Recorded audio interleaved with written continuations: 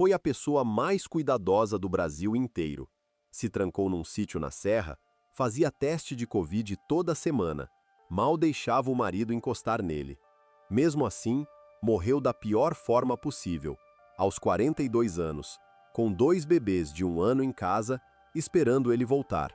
E o que aconteceu naquele hospital de Copacabana, nos 53 dias antes dele parar de respirar, é uma coisa que a família tentou guardar para ela mesma. Mas alguém, sem querer, deixou escapar. Fique até o final, porque o que você vai descobrir hoje sobre Paulo Gustavo, ninguém te contou. Para entender o que aconteceu dentro daquele quarto de UTI em Copacabana, é preciso voltar quase 40 anos atrás, para uma sala de estar pequena num apartamento de Icaraí, em Niterói, para uma foto de família que ninguém olhava direito, exceto uma mulher. A mulher se chamava Déa Lúcia Amaral, era a mãe, e enquanto os outros da família sorriam para a câmera, naquele dia comum de domingo, ela ficou olhando para o filho mais velho, um menino magrinho, sentado torto no sofá, com as mãos cruzadas de um jeito que ela nunca tinha visto em homem nenhum daquela casa. E ela sentiu, naquela hora, uma coisa que ia demorar anos para conseguir colocar em palavras. Sentiu que aquele filho ia sofrer. Mas o que essa mesma mulher fez 2 anos depois, num episódio sombrio que ela só teve coragem de contar em público 30 anos depois, é o que muda tudo nessa história. Você vai entender daqui a pouco.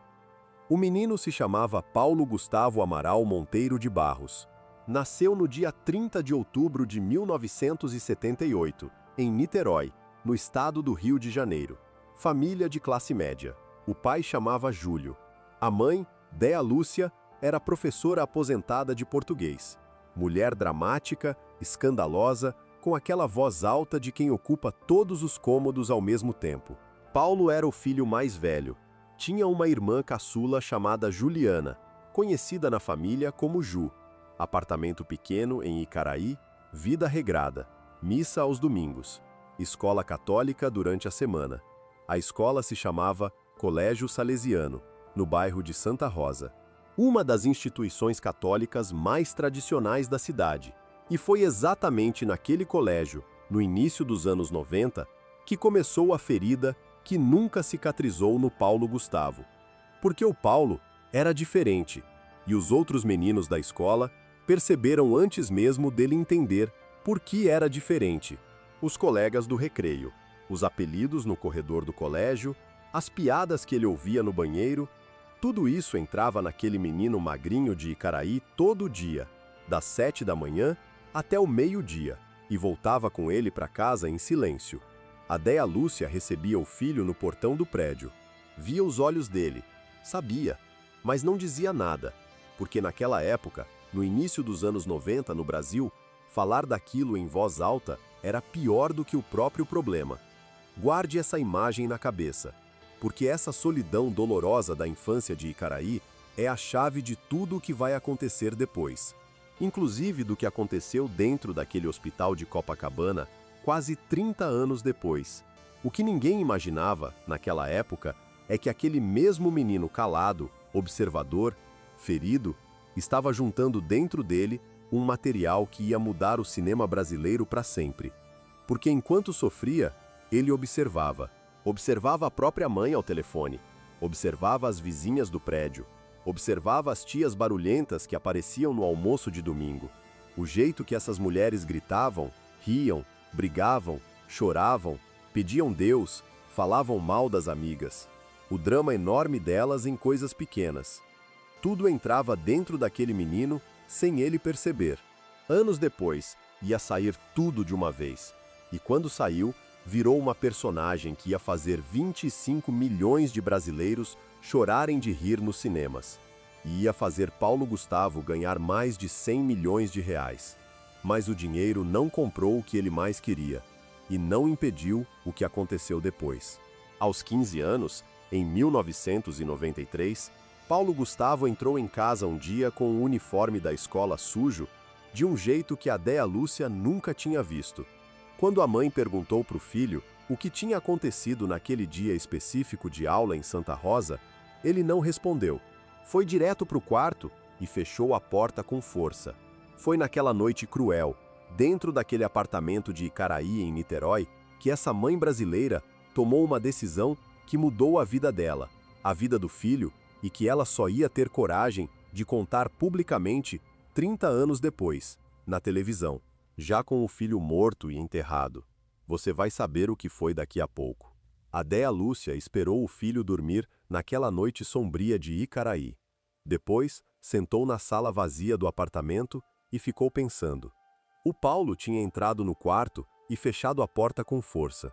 O uniforme estava no cesto de roupa suja. E ela sabia, sem precisar abrir a porta do quarto, o que o filho dela estava chorando lá dentro daquela cama de adolescente. Naquela noite específica de 1993, dentro daquele apartamento pequeno em Icaraí, a Déa Lúcia tomou uma decisão. E essa decisão mudou a vida dela.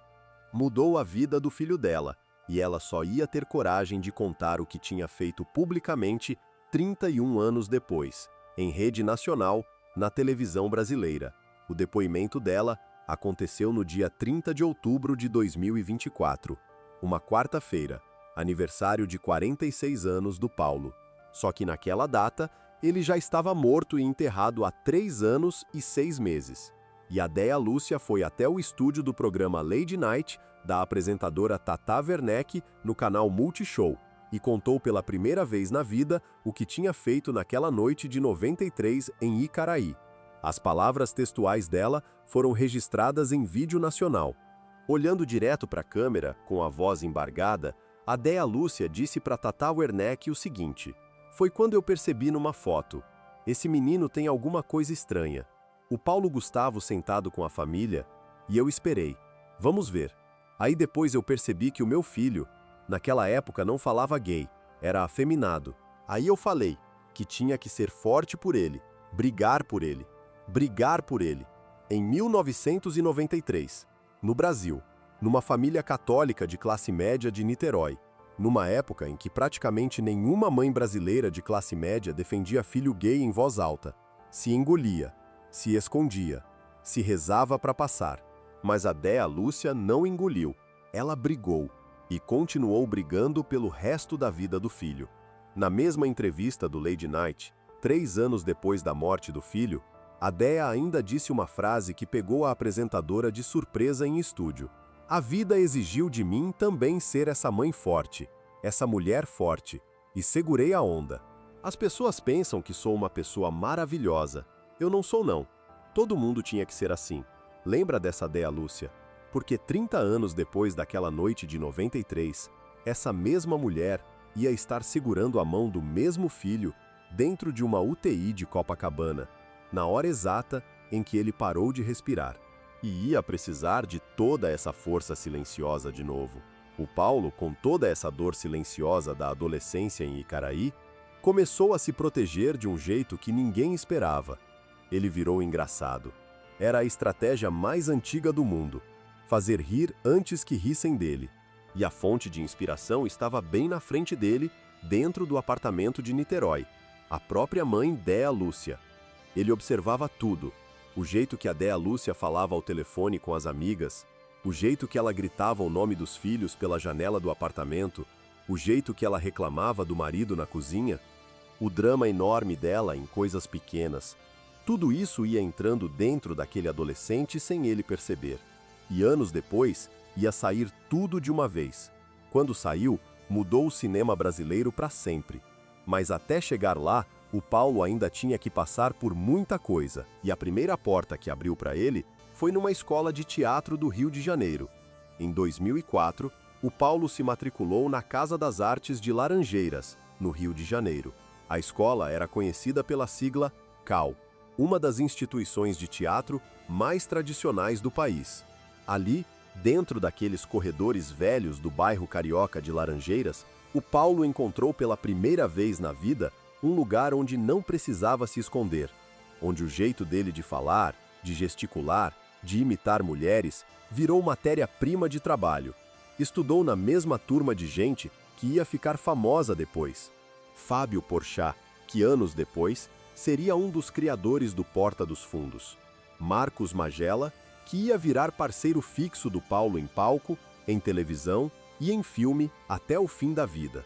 A Turma da Cal daquele ano específico virou uma das mais marcantes do teatro brasileiro recente. Mas o Paulo Gustavo, dentro daquela Turma da Cal, ainda era o quieto, o observador, o que prestava atenção em tudo.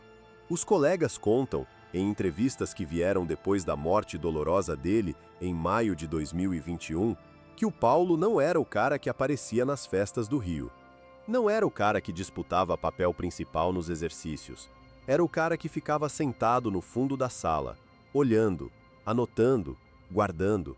E quando ele entrava em cena nos exercícios da Cal, o que saía era sempre uma surpresa, porque era sempre uma mulher de meia idade, sempre uma mãe brasileira gritando alguma coisa. Como se aquele material todo da infância em Icaraí, aquela mãe gigante de Niterói, aquelas tias barulhentas do almoço de domingo, fosse o único universo que ele realmente sabia interpretar com verdade dentro de um palco. E aí, no final de 2004, alguns meses antes da formatura oficial dele na Cal, o Paulo recebeu um convite que mudou tudo. Era uma peça pequena de humor sem contrato de televisão, montada no Rio. Mas foi naquele palco específico, vestido de mulher pela primeira vez na vida diante de plateia paga, que nasceu a personagem mais lucrativa da história do humor brasileiro contemporâneo. O convite foi para entrar no elenco de uma peça chamada Surto. Era um espetáculo de humor com vários atores, montado no Rio de Janeiro, pequeno, sem contrato de televisão envolvido. Teatro independente, basicamente, mas era pago. E para o Paulo Gustavo, que ainda morava com os pais em Icaraí e dependia financeiramente da família, era a primeira oportunidade real da vida adulta dele de viver do que amava. Ele aceitou o convite e foi naquele palco específico, vestido de mulher, falando com a voz aguda que tinha aprendido escutando a Déia Lúcia desde criança dentro do apartamento de Icaraí, que a dona Hermínia nasceu de verdade pela primeira vez. Já tinha deixado de ser exercício de faculdade da Cal. Era plateia paga assistindo no teatro, ingresso vendido na porta, pessoas brasileiras desconhecidas pagando dinheiro do bolso para ouvir aquela mulher dramática reclamar dos filhos imaginários em cena. A plateia chorou de rir naquele palco modesto, mas o efeito ia muito além de simples humor. Era reconhecimento universal.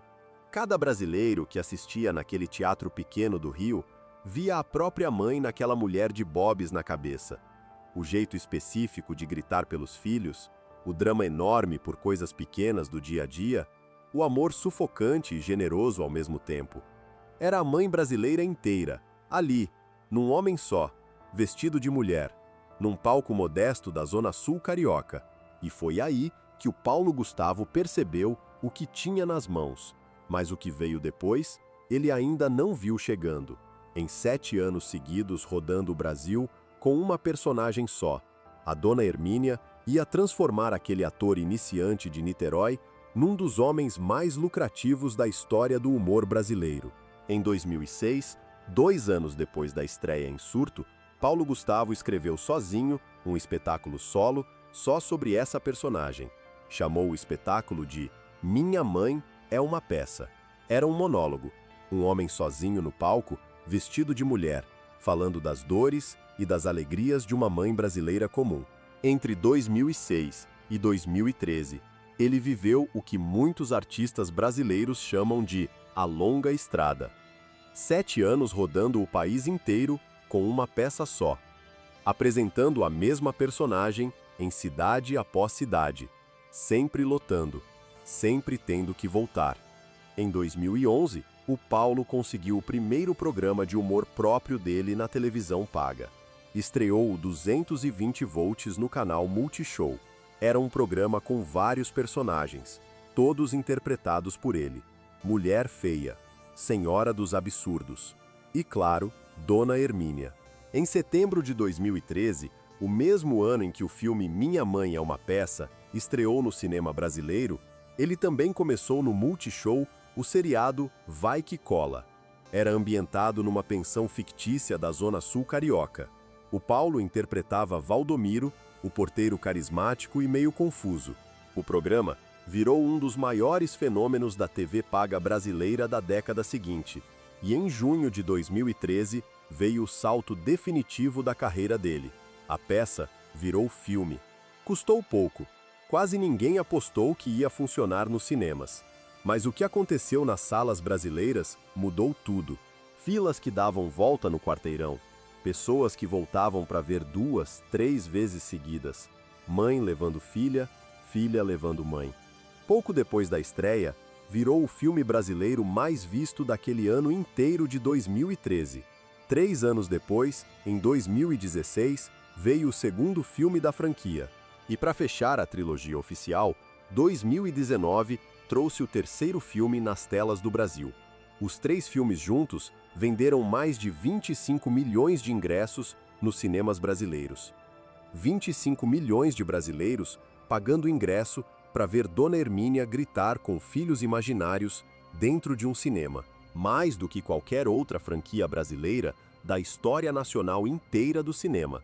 A combinação de teatro, cinema e televisão paga fez do Paulo Gustavo, em meados da década de 2010, um dos artistas brasileiros mais ocupados e bem pagos do país inteiro. A trilogia Minha Mãe é uma Peça arrecadou mais de 442 milhões de reais somados nas bilheterias dos cinemas do Brasil. A fortuna pessoal dele, segundo estimativas publicadas pela imprensa brasileira de celebridades depois da morte, passava de 100 milhões de reais em patrimônio acumulado. E o Paulo fazia turnê pelo Brasil e para comunidades brasileiras morando no exterior. Auge absoluto da vida pública dele. Foi exatamente nesse momento de auge que o amor pessoal apareceu na vida dele do jeito mais inesperado. Em 2014, numa festa do Rio de Janeiro, o Paulo Gustavo conheceu um homem que ia mudar a vida dele para sempre. O próprio Thales Bretas contou essa noite específica anos depois, em publicação no Instagram dele, comemorando os 5 anos do casal. As palavras textuais do médico foram as seguintes: há 5 anos, nem imaginava que esse dia ia conhecer o amor da minha vida, minha alma gêmea, que me completa e me bota para cima e para frente. Uma noite que poderia ser mais uma qualquer de festa no Rio, mas foi o meu turning point. O Thales Bretas era médico dermatologista, calmo, discreto, o oposto exato do Paulo no temperamento pessoal. E era esse oposto que o Paulo precisava do lado dele na vida adulta. Em abril de 2015, o Paulo Gustavo assumiu o namoro publicamente, em entrevista para o jornal Folha de São Paulo. As palavras dele sobre o namoro foram simples. Nunca falei que estávamos namorando, mas pode falar que eu namoro o Thales. Ele é ótimo, não tem o menor problema. 8 meses depois daquela entrevista da Folha, no dia 20 de dezembro de 2015, os dois se casaram numa cerimônia quase secreta. O local escolhido foi o Parque Lage, dentro da Zona Sul carioca. Anitta cantou na festa. Quase nenhuma foto vazou para a imprensa de celebridades da época. O Paulo fez questão pessoal de proteger aquele momento específico da exposição pública.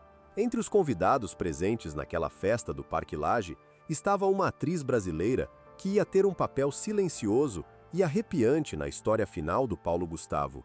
Uma mulher chamada Malu Vale. Lembra desse nome? Você vai voltar a ele dentro de poucos minutos. A partir dali, o sonho do casal era um só: ser pai.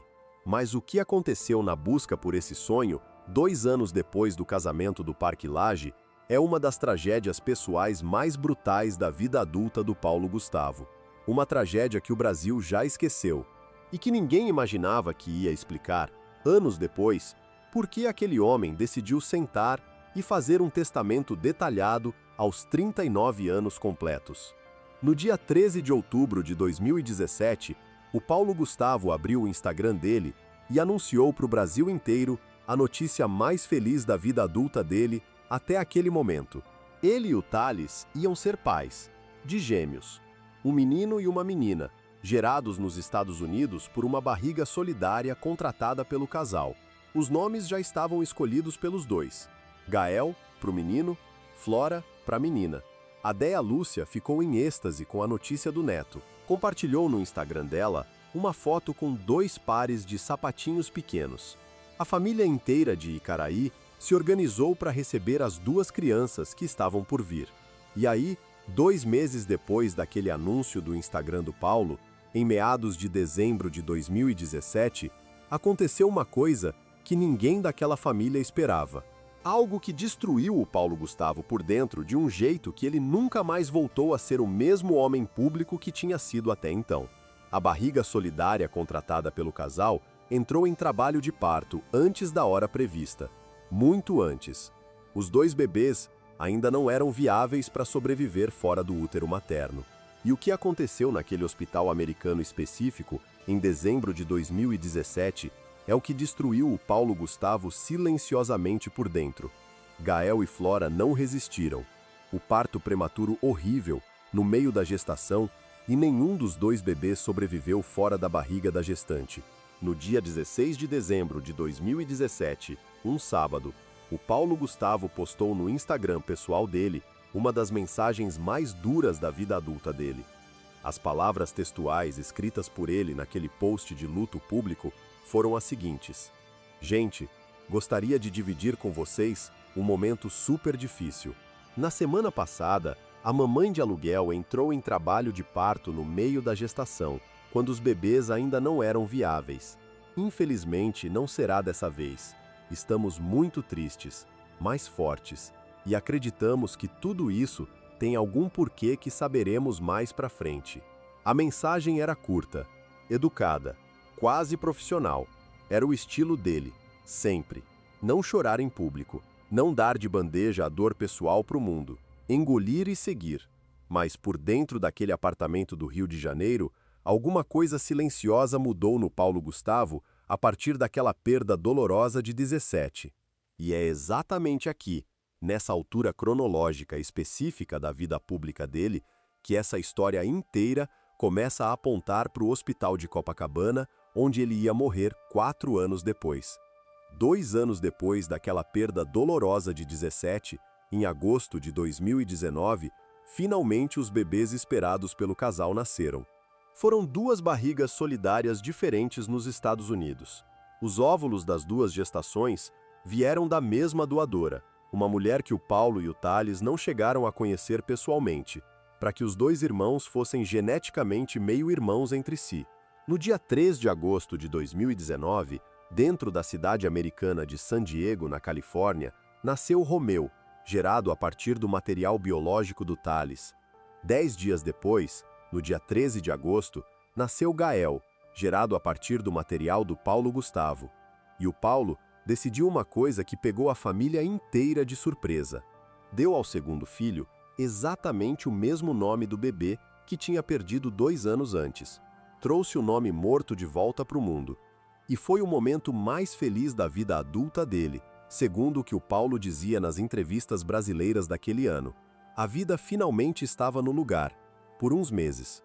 E aqui aparece um detalhe perturbador da vida pessoal do Paulo Gustavo, que a família dele só veio a contar 2 anos depois da morte do ator. Em maio de 2023, a Déa Lúcia foi convidada para um podcast brasileiro chamado Quem Pode, Pode, da Giovanna Eubank e da Fernanda Paes Leme. E lá, em pleno estúdio, ela soltou uma informação que deixou as 2 apresentadoras sem ar dentro do programa. As palavras textuais da Déa Lúcia, naquele podcast brasileiro, foram as seguintes: Estou morando num apartamento que ele deixou para mim e para o pai, em testamento. Você já viu uma pessoa de 39 anos fazer um testamento? É incrível. Ele deixou esse apartamento para mim e para o pai. O mesmo apartamento. Era para a gente vender e levar o dinheiro. 39 anos. No auge da carreira nacional. 100 milhões de reais estimados em patrimônio acumulado. Saúde aparentemente perfeita. Casado com o amor da vida. 2 filhos pequenos em casa. Topo absoluto do mundo brasileiro do humor. E mesmo assim, sentou e assinou um testamento detalhado.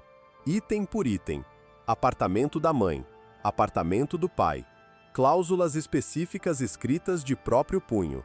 Tudo amarrado em cartório, como se já soubesse de alguma coisa silenciosa. Por que um homem brasileiro de 39 anos, no auge da vida pessoal, faz um testamento detalhado. O que ele tinha sentido naquela altura específica da vida adulta? O que ele tinha visto que ninguém mais da família tinha enxergado ainda? A resposta para essa pergunta não está num pressentimento místico.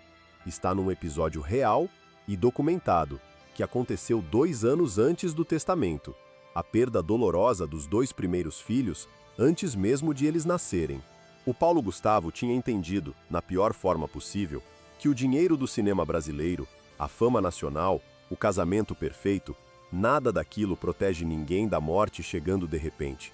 E a partir dali, ele começou a se proteger de uma forma quase obsessiva da vida pública dele.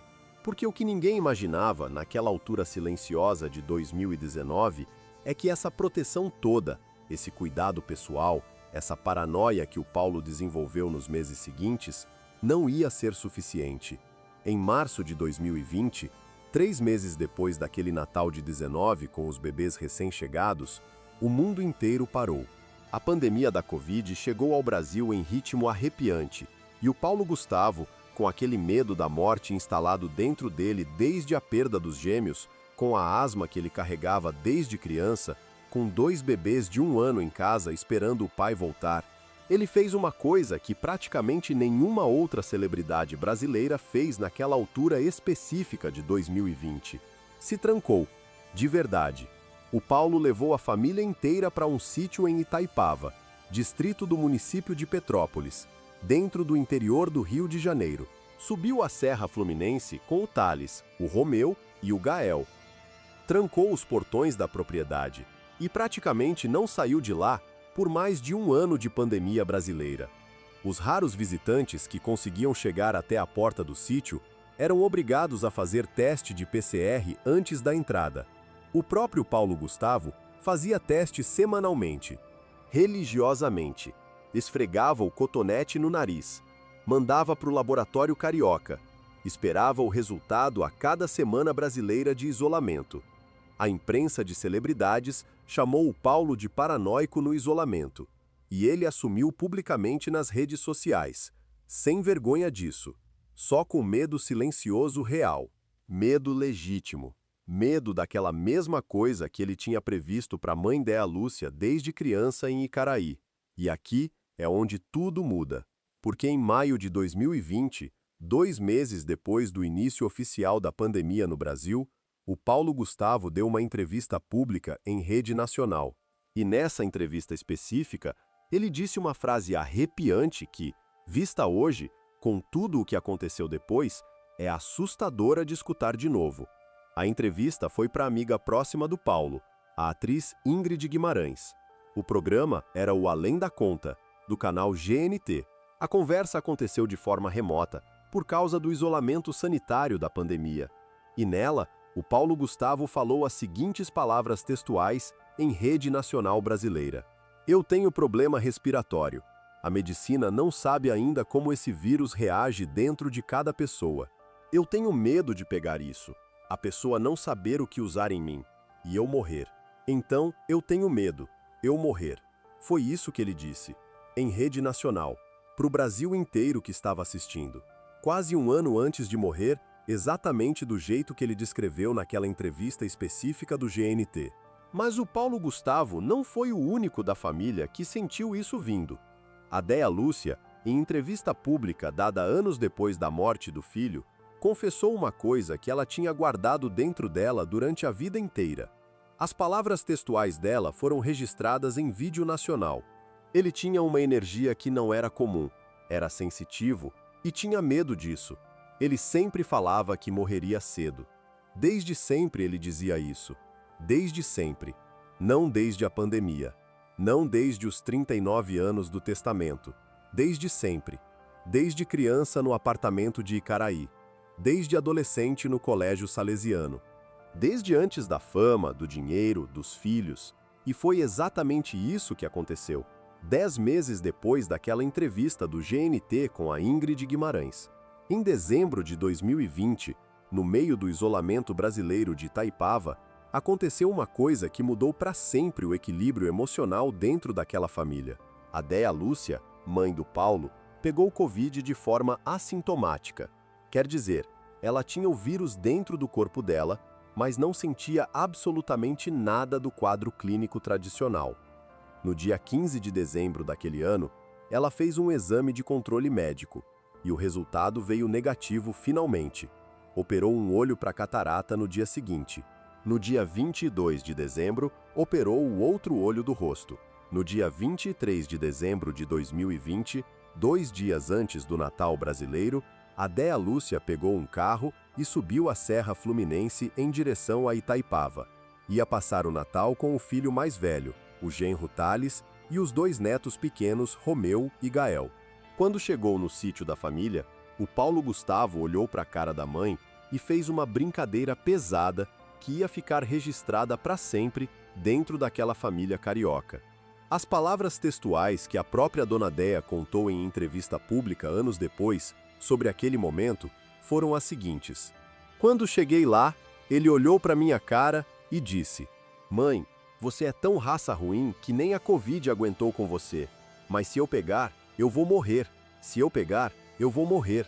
Foi essa a frase exata que o Paulo disse para a mãe naquele almoço de Natal de 20, dentro daquele sítio fluminense de Itaipava, 2 meses e meio antes da internação real dele no Hospital Copa Star de Copacabana. Quase 80 dias depois daquele almoço específico de Natal, o filho dela ia estar de fato internado no Hospital de Copacabana com o pulmão destruído pela mesma doença que ele tinha previsto que ia matá-lo. E para entender o que aconteceu naquele intervalo entre o sítio e o hospital, é preciso voltar para o contexto institucional sombrio que estava acontecendo em paralelo no Brasil inteiro. Porque enquanto o Paulo Gustavo estava trancado naquele sítio de Itaipava, fazendo PCR semanal, esperando o resultado negativo a cada domingo, em paralelo, o governo federal brasileiro estava recusando ofertas formais de vacina contra a Covid. Foram 11 ofertas formais documentadas, segundo o levantamento publicado pela coluna do jornalista Octávio Guedes no portal G1 da Globo, em abril de 2021. 6 das 11 ofertas vinham do Instituto Butantan, em parceria com o laboratório chinês Sinovac. O diretor do Butantan, Dimas Covas, enviou 3 ofícios oficiais para o Ministério da Saúde brasileiro durante o ano de 2020, oferecendo a vacina Coronavac. Nenhum foi respondido pelo governo federal de Brasília. E enquanto isso, o presidente Jair Bolsonaro fazia declarações públicas em rede nacional, registradas em vídeo durante todo o ano de 2020, contra a vacinação contra a Covid. As palavras textuais dele dentro do Palácio do Planalto no dia 15 de dezembro daquele ano, o mesmo dia em que a Déa Lúcia fazia o exame negativo dela, foram as seguintes: "Como sempre, eu nunca fugi da verdade, eu te digo. Eu não vou tomar vacina. E ponto final." E aí, dentro daquele sítio de Itaipava em fevereiro de 2021, o Paulo Gustavo pegou o celular e fez uma das postagens mais comentadas dele em toda a fase final da vida pública dele. No dia 3 de março de 2021, uma quarta-feira, 10 dias antes da internação real, o Paulo Gustavo pegou o celular dentro do sítio de Itaipava e fez uma das postagens mais comentadas dele em toda a fase final da vida pública. Compartilhou capturas de tela de uma série de reportagens brasileiras sobre o agravamento da pandemia no país. Lotação de UTIs, falta de oxigênio em Manaus, variantes mais transmissíveis. E escreveu, em texto público no Instagram dele, uma frase curta que viralizou em poucas horas: "Cadê a vacina, meu Deus?"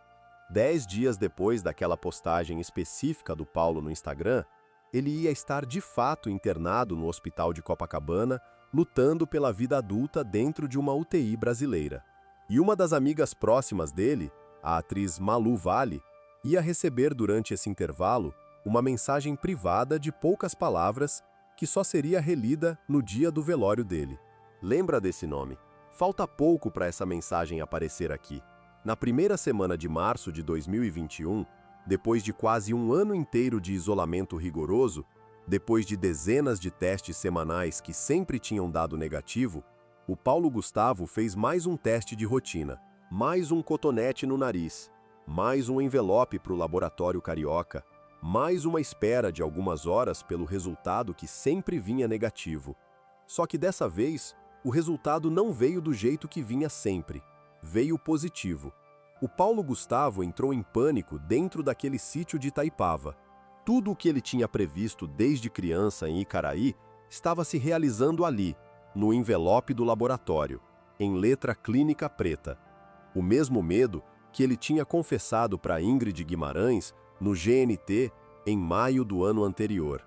A mesma frase que ele tinha falado para a mãe Déa Lúcia no Natal de 20, dentro do almoço da família. Em poucos dias seguintes ao resultado positivo do laboratório, ficou claro para a equipe médica particular do Paulo que ele não ia conseguir tratar aquela infecção respiratória dentro de casa. O pulmão do humorista de Niterói estava entrando em colapso silencioso a cada hora de evolução clínica. No dia 13 de março de 2021, um sábado, o Paulo Gustavo entrou no Hospital Copa Star, dentro do bairro de Copacabana, na zona sul carioca. Já chegou na emergência do hospital com a saturação de oxigênio do sangue baixa, falta de ar acentuada. Parte do pulmão dele já comprometida pela inflamação causada pelo vírus dentro do corpo. Quem contou isso publicamente foi a amiga próxima do Paulo Gustavo, a médica e diretora de cinema Suzana Garcia, em entrevista posterior para o programa Fantástico da Rede Globo. As palavras textuais da Suzana sobre aquele momento de entrada do Paulo no hospital de Copacabana foram as seguintes: ele já chegou na emergência com a saturação baixa, com falta de ar, já com parte do pulmão comprometida. Ele ficou dias assim, na luta, tentando fazer com que o pulmão melhorasse essa inflamação.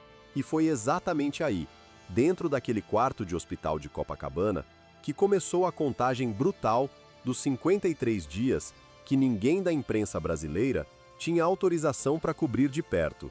53 dias que a família tentou guardar para ela mesma, mas alguém, sem querer, deixou escapar. Por 8 dias inteiros, dentro daquele quarto particular do Hospital Copa Star em Copacabana, o Paulo Gustavo tentou segurar a inflamação dos próprios pulmões sem precisar do tubo respiratório. Recebeu oxigênio por catéter nasal, tomou medicamentos antivirais, recebeu corticoide em alta dose. Lutou silenciosamente contra a doença que ele tinha previsto desde criança, mas a inflamação não respondia ao tratamento clínico. Em 16 de março, 3 dias depois da internação, a assessoria do humorista divulgou para a imprensa de celebridades um boletim médico classificando o quadro dele como estável. No dia 21 de março de 2021, um domingo, 8 dias completos depois da internação, a equipe médica do Copa Star tomou a decisão mais difícil daquele tratamento. O Paulo Gustavo estava com dificuldade aguda de respirar, mesmo com oxigênio suplementar no nariz. Uma nova tomografia computadorizada revelou um número arrepiante. Praticamente 100% da área pulmonar dele já estava comprometida pela inflamação viral. Os médicos chamaram a família para o corredor da UTI e explicaram que ia ser necessário intubar o ator para que a respiração mecânica assumisse o controle do oxigênio no sangue. Antes do anestesista entrar com a sedação para a intubação, o Paulo Gustavo virou para a amiga próxima Suzana Garcia, que era médica e diretora dos filmes Minha Vida em Marte e Minha Mãe é uma Peça 3. A Suzana contou essa cena específica em entrevista para o programa Fantástico, da Rede Globo, dias depois da intubação acontecer. As palavras textuais do Paulo Gustavo naquele momento dramático foram as seguintes: Suzana, se eu pudesse agora, eu queria mostrar para os brasileiros, mostrar para todo mundo, o quanto essa doença faz a gente sofrer, o quanto está difícil o que eu estou passando aqui, o quanto é importante as pessoas se cuidarem.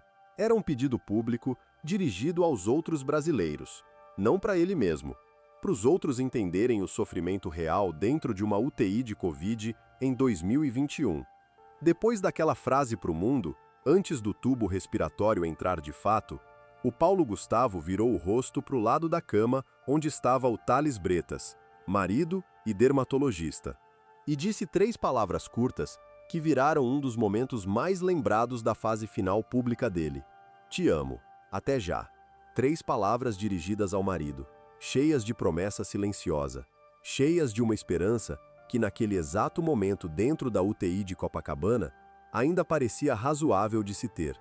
Mas o Paulo Gustavo não voltou. E o que aconteceu dentro daquele quarto de hospital nos 44 dias seguintes é uma das mortes mais demoradas e dolorosas que o Brasil acompanhou pela imprensa nacional em décadas seguidas.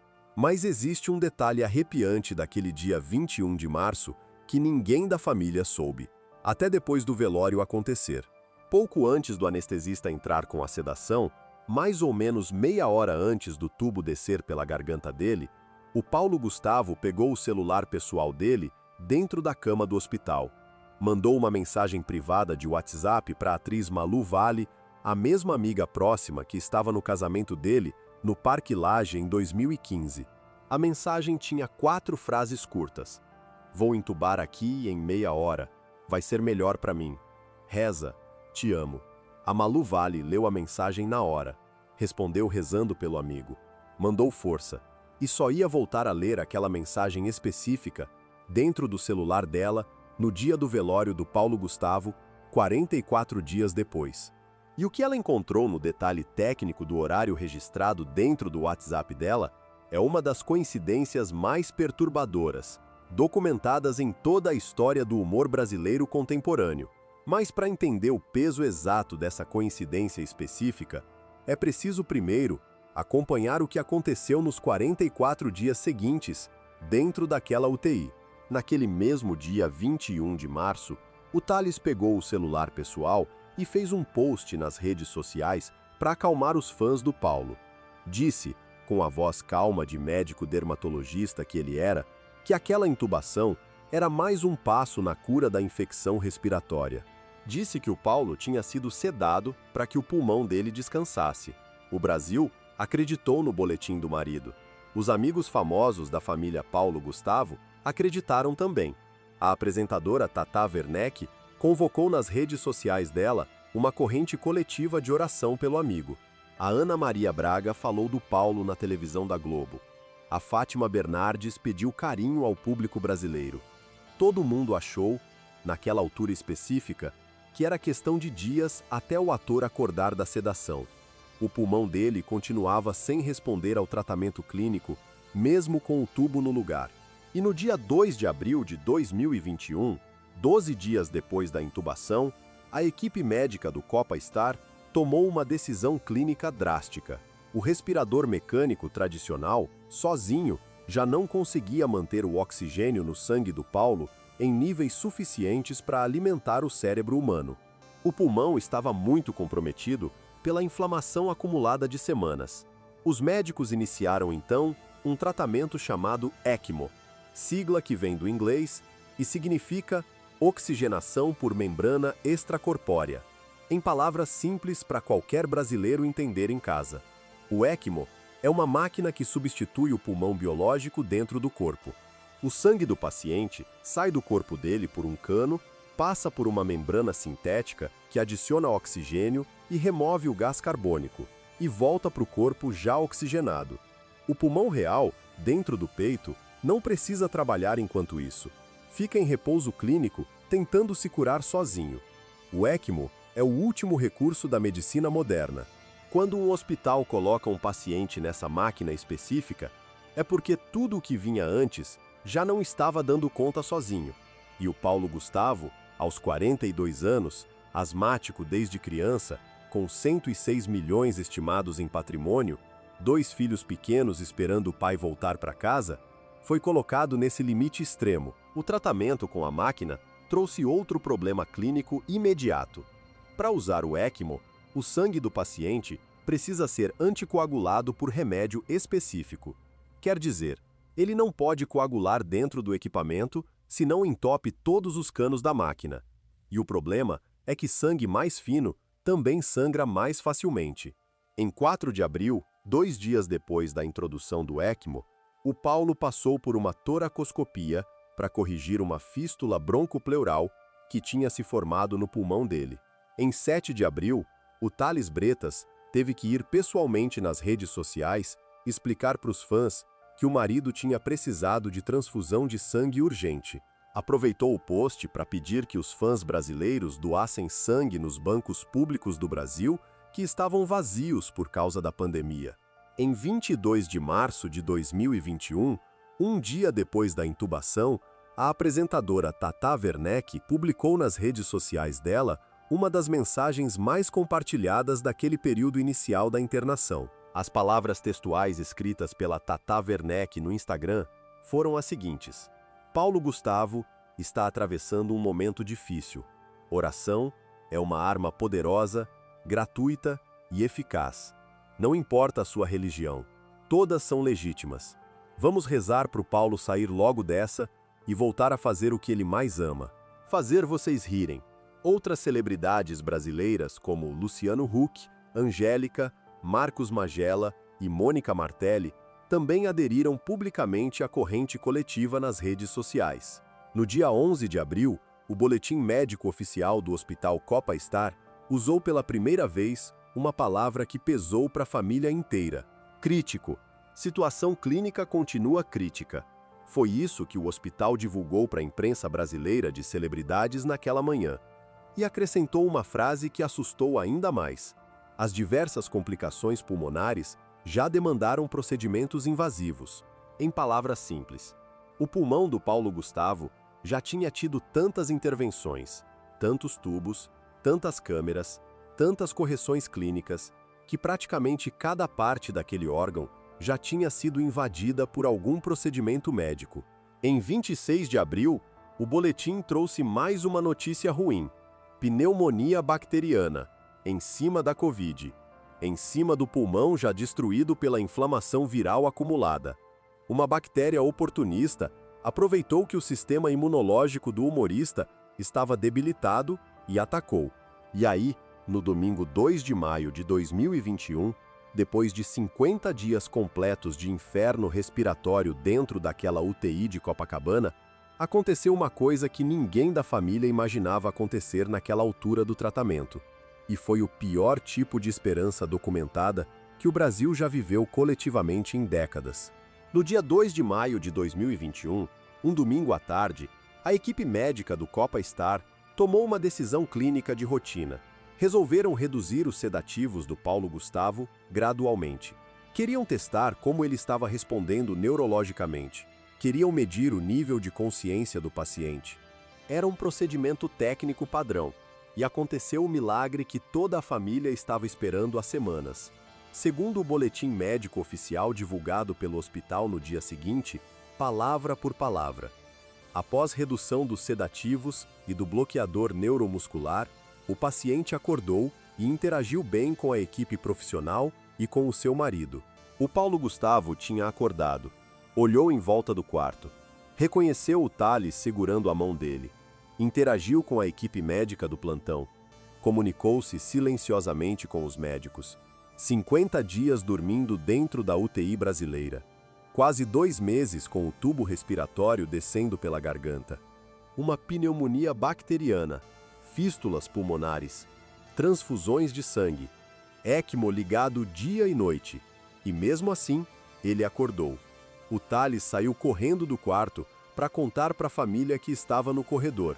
A Déia Lúcia chorou no telefone do prédio de Icaraí. A Juliana, irmã caçula, chorou no apartamento dela do Rio. Os amigos famosos começaram a postar nas redes sociais brasileiras. A Tata Werneck escreveu sobre a energia coletiva do Brasil. O país inteiro respirou aliviado naquela tarde silenciosa de domingo.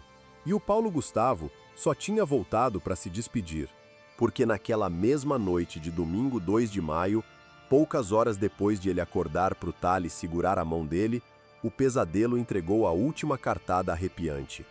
Segundo o boletim médico oficial divulgado pelo Copa Star na segunda-feira seguinte, palavra por palavra escrita pela equipe clínica.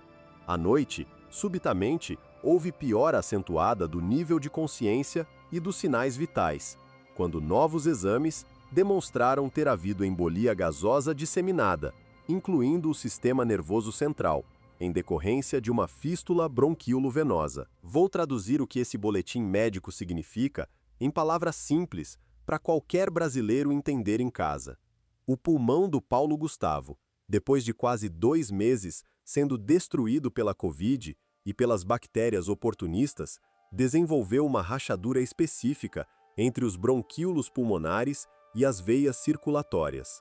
Foi exatamente nessa rachadura clínica que o ar do pulmão dele entrou diretamente na corrente sanguínea. Bolhas pequenas de ar viajando pelo sangue, sem oxigênio dissolvido, ar puro entrando dentro das veias do humorista. E essas bolhas de ar subiram pelo sistema circulatório do corpo, pelo pescoço, até chegarem ao cérebro dele. A embolia gasosa cerebral é uma das mortes mais cruéis que existem na medicina moderna. Cada bolha de ar que chega no cérebro entope um vaso sanguíneo pequeno, e cada vaso entupido pelo ar mata uma região específica do cérebro humano. Linguagem, memória, movimento, reconhecimento facial. Tudo, parte por parte, vai sendo desligado lentamente por dentro do crânio. Foi exatamente isso que aconteceu com o Paulo Gustavo naquela noite silenciosa de 2 de maio, dentro da UTI de Copacabana. Em poucas horas, ele saiu de acordado e interagindo com o marido para uma piora acentuada do nível de consciência.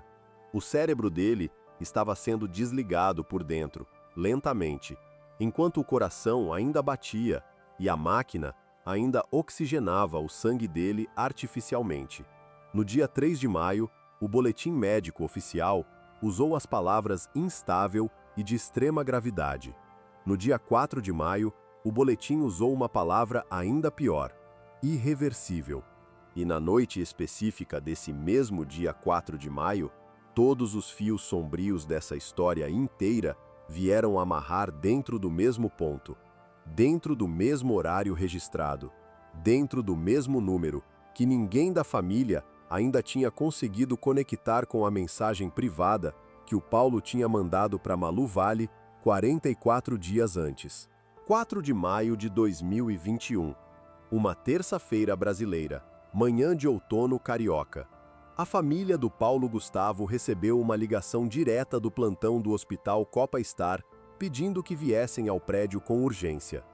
Déia Lúcia, a mãe. Júlio, o pai.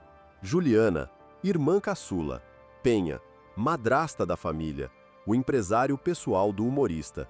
Todos chegaram dentro do hospital de Copacabana pela manhã e passaram o dia inteiro acompanhando o estado de saúde do filho dentro daquela UTI.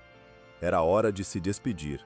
E o que essa família carioca fez naqueles minutos finais dentro do quarto número desconhecido daquela UTI brasileira é o que transforma essa história dolorosa em uma cena que ninguém presente naquele quarto ia esquecer pelo resto da vida adulta. A família inteira se posicionou cuidadosamente ao redor da cama hospitalar. A Déia Lúcia, mãe do humorista, segurou uma das mãos do filho. A Juliana, irmã caçula, segurou a outra mão livre. O Thales Bretas, marido dermatologista, segurou um dos pés do Paulo. A Penha, madrasta da família carioca, segurou o outro pé. O Júlio, pai do humorista, colocou a mão sobre a cabeça do filho dentro da cama. 5 pessoas adultas, 5 pontos de contato físico distintos, 5 vínculos diferentes com aquele homem brasileiro de 42 anos que estava prestes a partir definitivamente. E aí, dentro daquele quarto específico de UTI da Zona Sul carioca, essa família começou a cantar em prosa. A oração escolhida para acompanhar a despedida foi a oração de São Francisco de Assis, em forma cantada de prosa religiosa. Senhor, fazei de mim um instrumento de vossa paz. Onde houver ódio, que eu leve o amor. Onde houver ofensa, que eu leve o perdão. Era a oração específica que a Déia Lúcia cantava para o Paulo desde criança em Icaraí. O filho dela gostava daquela oração desde sempre. Pedia para a mãe cantar antes de dormir nas noites de escola salesiano.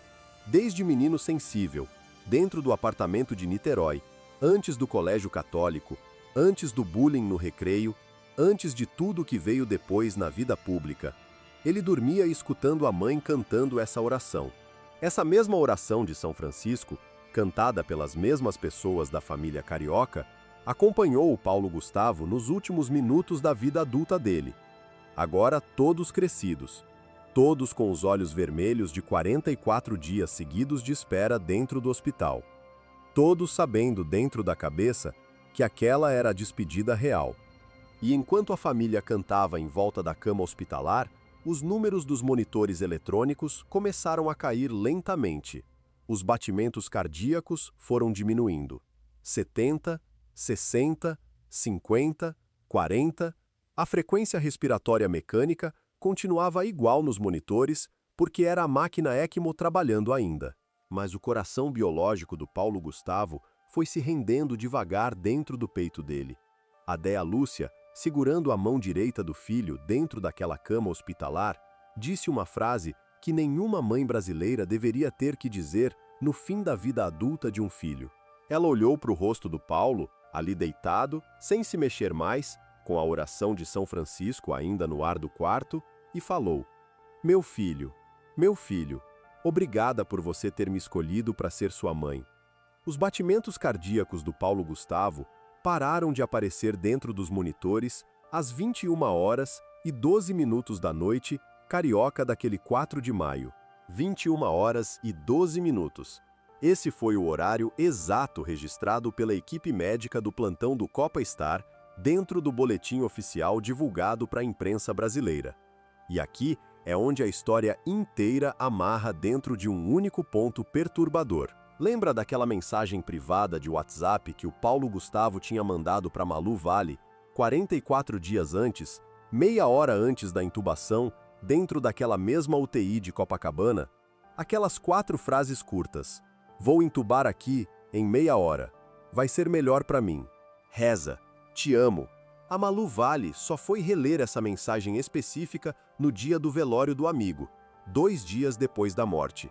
E quando ela abriu o WhatsApp dela para olhar de novo o texto que o Paulo tinha mandado, viu o horário registrado pelo aplicativo no celular. A mensagem tinha sido enviada exatamente às 21h12 da noite do dia 21 de março de 2021. Mesmo horário, mesmo minuto, 21h12. A mesma hora exata, o mesmo minuto exato. 44 dias entre a mensagem digitada por ele no celular dentro daquele quarto e o horário registrado da morte dele dentro do mesmo quarto. A Malu Vale contou essa coincidência arrepiante anos depois, em uma edição especial do programa Sem Censura, do canal TV Brasil, em homenagem pública ao amigo. A frase exata dela sobre o momento da descoberta foi a seguinte: no dia do velório, fui pegar para ler, e ele tinha mandado no horário que ele veio a falecer, 21h12. Eu falei: gente, é muito doido. Paulo Gustavo Amaral Monteiro de Barros morreu aos 42 anos de idade, 53 dias depois de entrar no hospital Copa Star com falta de ar. 44 dias depois daquela mensagem privada enviada a Malu Vale pelo WhatsApp pessoal dele. Exatamente do jeito que ele tinha previsto no Natal de 20 para a mãe, Déa Lúcia, dentro do sítio de Itaipava. Exatamente do jeito que ele tinha previsto no Natal para Ingrid Guimarães, no canal GNT, em maio do ano anterior. Exatamente do jeito que a mãe Déa dizia que ele falava desde criança no apartamento de Icaraí, em Niterói. Na madrugada do dia 5 de maio de 2021, poucas horas depois da morte do Paulo Gustavo, o Thales Bretas pegou o celular pessoal e convocou para a rede social uma manifestação coletiva nacional. A ideia da campanha era simples. Às 8 da noite daquele mesmo dia 5, todo brasileiro que amava o ator abriria a janela do apartamento e bateria palmas em homenagem ao humorista carioca. A hashtag específica, que viralizou em poucas horas, foi aplauso Paulo Gustavo, escrita em letras juntas. E na noite combinada do calendário, em Niterói, no Rio de Janeiro, em várias cidades brasileiras, espalhadas pelo país inteiro, milhares de janelas se abriram simultaneamente. Milhares de pessoas bateram palmas em silêncio durante minutos seguidos. No bairro de Icaraí, onde o Paulo tinha morado por mais de 30 anos da vida adulta, a manifestação foi particularmente intensa. Pessoas que estavam praticando atividade física na orla pararam para participar. Das janelas dos apartamentos do prédio onde a Déia Lúcia ainda morava, vizinhos antigos da família bateram palmas em silêncio pelo morador ilustre que tinha acabado de partir. E aí, nas 24 horas seguintes à morte do Paulo Gustavo, aconteceu uma coisa que ninguém da família esperava acontecer naquela escala internacional. O Brasil inteiro parou, e o mundo internacional do entretenimento parou junto com o Brasil. No dia 5 de maio de 2021, a cantora americana Beyoncé, no site oficial dela, publicou uma homenagem direta ao Paulo Gustavo. A frase que ela escolheu para escrever foi simples e curta. Paulo Gustavo, descanse em paz. Beyoncé, a maior cantora pop do mundo daquela década, prestando homenagem pública a um ator brasileiro que ela provavelmente nunca tinha visto pessoalmente ao vivo dentro de um palco. No dia seguinte, 6 de maio, a mãe da Beyoncé, Tina Knowles, postou no Instagram dela uma mensagem pública, dizendo que tinha perdido um ator e comediante muito amado, o senhor Paulo Gustavo, e acrescentou uma frase que pegou os fãs brasileiros do humorista de surpresa. O senhor Gustavo era um grande fã da Beyoncé, e ela era fã dele também. O Paulo Gustavo era Beehive, declarado nas redes sociais. Fanático, confesso, pela cantora americana. Postava sobre ela com frequência no Instagram pessoal dele. Sonhava em encontrar com a Beyoncé um dia pessoalmente. E quando ele morreu, o Brasil descobriu que a Beyoncé também sabia exatamente quem ele era. O sonho tinha sido recíproco, só que silenciosamente tarde demais. Na mesma data, o ator americano Marlon Wayans, estrela do filme White Chicks de 2004, postou uma homenagem no próprio Instagram, dizendo que apesar de nunca ter conhecido Paulo pessoalmente ao vivo, sempre tinha ouvido coisas ótimas sobre o humorista por amigos e fãs brasileiros. E enquanto a comunidade internacional do entretenimento prestava homenagem pública ao humorista brasileiro, dentro do Brasil mesmo, aconteceu uma coisa que ninguém imaginava acontecer na noite específica daquela 4 de maio. Uma figura intelectual brasileira soltou no Twitter dela uma das acusações mais duras já dirigidas a um governo federal em pleno luto coletivo. E a homenagem pública que mais doeu dentro do Brasil veio do escritor brasileiro Paulo Coelho. Na noite mesma da morte do humorista, logo depois das 21h12. O escritor é um dos brasileiros mais lidos do mundo internacional.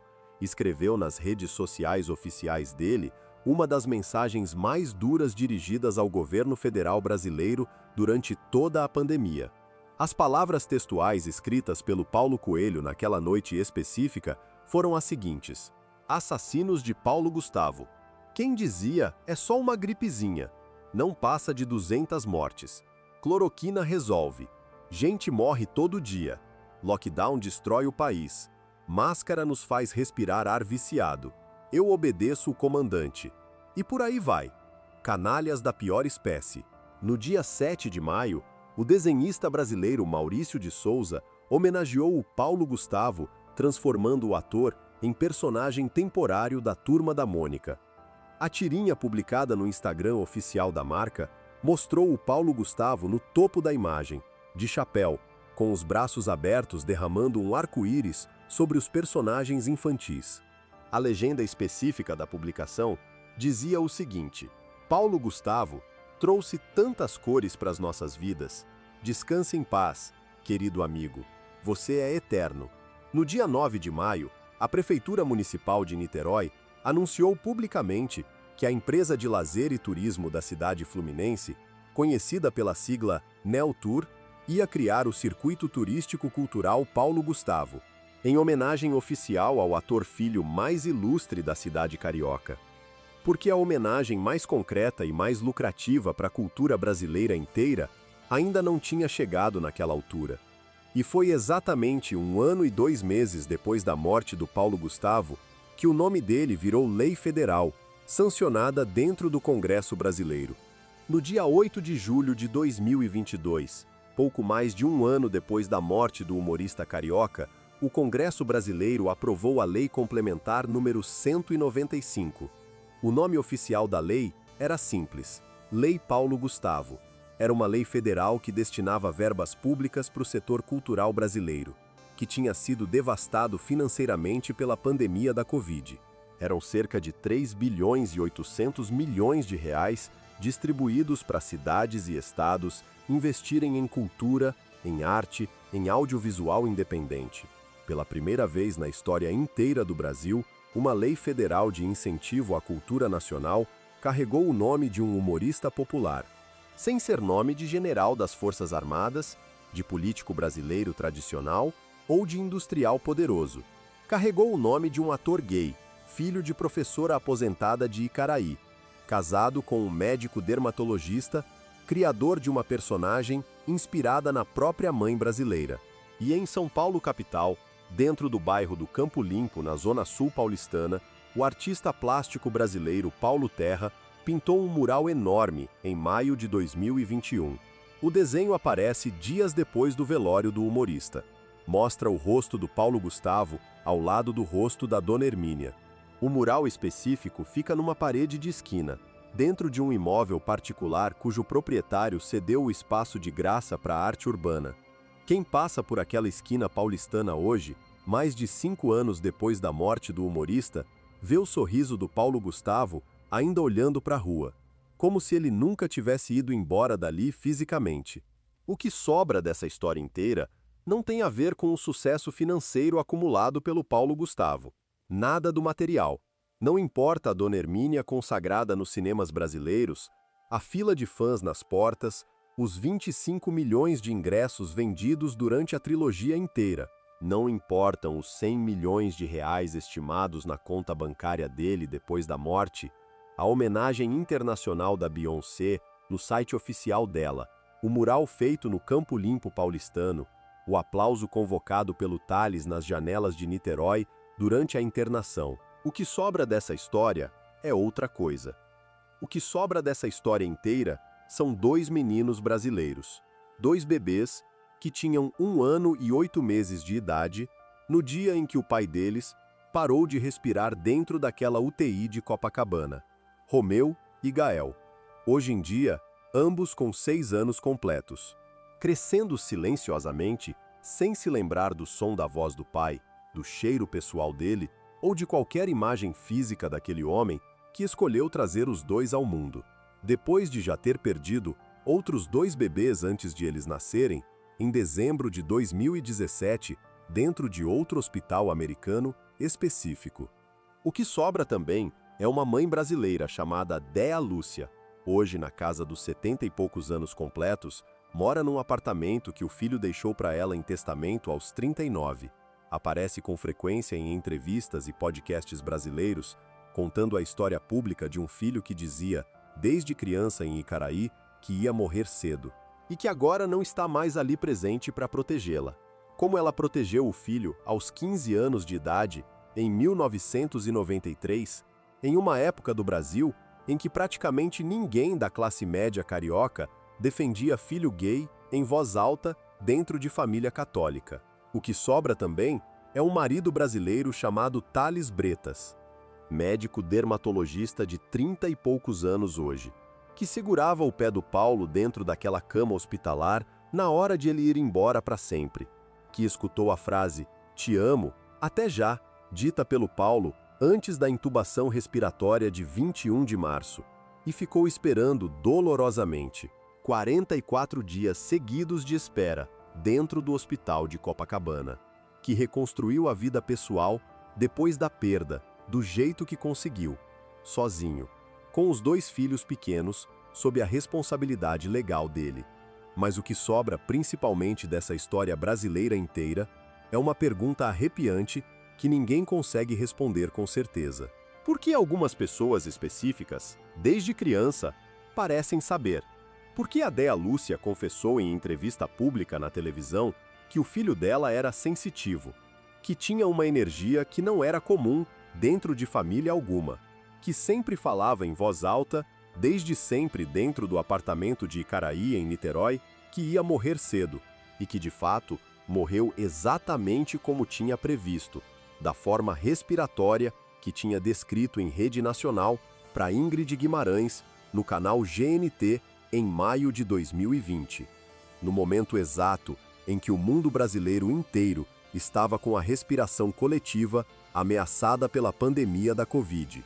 Talvez algumas pessoas específicas, de fato, saibam coisas antes do tempo cronológico chegar. Talvez nasçam com essa antena ligada para um sinal silencioso que a maioria de nós não consegue captar dentro da rotina. Ou talvez seja só coincidência arrepiante. Talvez a vida adulta seja exatamente isso. Gente que tem medo e morre. Gente que não tem medo e também morre. E a gente conta histórias depois para tentar entender o que não dá para entender direito. Se tem uma coisa que essa história brasileira inteira ensina, é uma única coisa silenciosa. As pessoas que a gente ama estão na nossa vida agora, hoje. Esse instante exato em que você está aqui escutando essa história específica, e nenhum testamento detalhado em cartório, nenhum isolamento social rigoroso, nenhum PCR semanal religioso, nenhum sítio escondido na Serra Fluminense, nenhum hospital privado de luxo em Copacabana, nada disso garante que essas pessoas vão estar do nosso lado amanhã de manhã. O Paulo Gustavo se trancou em casa, se cuidou silenciosamente, fez tudo o que a medicina dizia para fazer e morreu dolorosamente do mesmo jeito. Talvez a única coisa que vale a pena dentro dessa vida brasileira curta, então, seja parar de adiar a ligação para a mãe que mora longe. Parar de adiar a visita para o pai que envelhece silenciosamente. Parar de adiar a frase de carinho que a gente quer dizer para alguém, antes que essa pessoa específica receba um diagnóstico ruim do médico, ou entre num hospital de Copacabana, ou suba uma serra fluminense e nunca mais desça de novo. Se essa história de Paulo Gustavo fez você pensar em alguém específico agora, em alguém que você ama de verdade, em alguém que você ainda tem do seu lado, manda esse vídeo para essa pessoa hoje à noite, não amanhã, hoje mesmo, porque a gente nunca sabe direito quanto tempo é o tempo que ainda sobra.